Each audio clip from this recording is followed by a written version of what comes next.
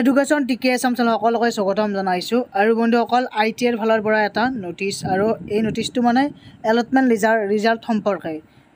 আমি যিহেতু আমাক এদিনে সময় দিয়া হৈছিল থাৰ্ড কাউন্সিলিঙৰ কাৰণে আৰু third round seat allotment result of counselling has been published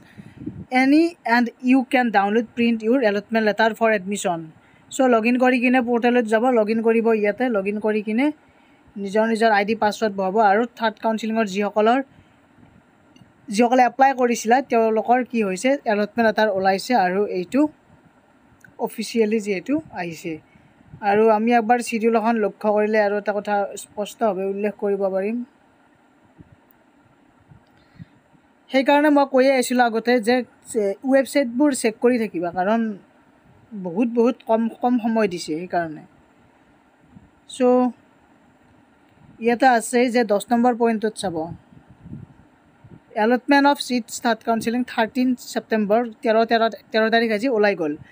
এতিয়া মন কৰিবলগীয়া কথা এইটো যে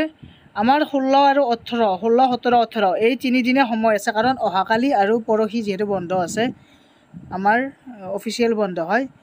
সেইকাৰণে 16 17 18 তিনিদিন সময়সীমা আছে থাৰ্ড কাউন্সিলিঙৰ এডমিশ্যন লোৱাৰ তাৰিখটো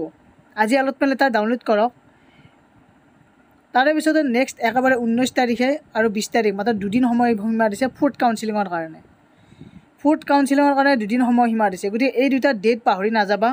19 তাৰিখ 20 তাৰিখ যিসকলে থাৰ্ড কাউন্সিলিঙত ছিট নাপালে থাৰ্ড কাউন্সিলিঙত যদি ছিট পোৱা নাই তেনেহ'লে ফ'ৰ্থ কাউন্সিলিংটো ইম্পৰ্টেণ্ট বহুত তেওঁলোকৰ কাৰণে আৰু ফ'ৰ্থ কাউন্সিলিংটো টেট ছিলেকশ্যন কৰিবই লাগিব 19 ছেপ্টেম্বৰ 20 ছেপ্টেম্বৰ দুদিন সময়সীমা দিছে 23 ছেপ্টেম্বৰত ফ'ৰ্থ কাউন্সিলিঙৰ কি ওলাব এলটমেণ্ট ৰিজাল্ট ওলাই যাব চ' এনেকুৱাকৈ এই 30